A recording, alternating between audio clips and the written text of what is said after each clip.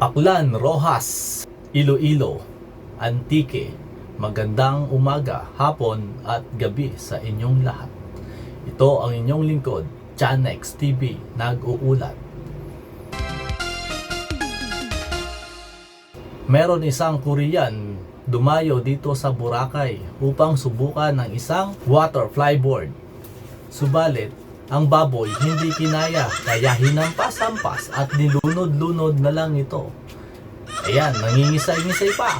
Akalain mo ba naman, sa bigat ng tiyan yan, sa laki. Nako, ayan na, naloko na. Patay, nalunod na. Gusto mo pa?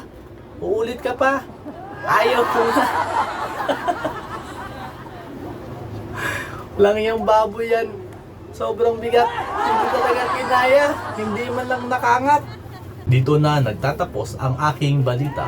Maraming salamat. Paki-follow, like, and share na lang ang ating video. Maraming salamat po sa inyong lahat.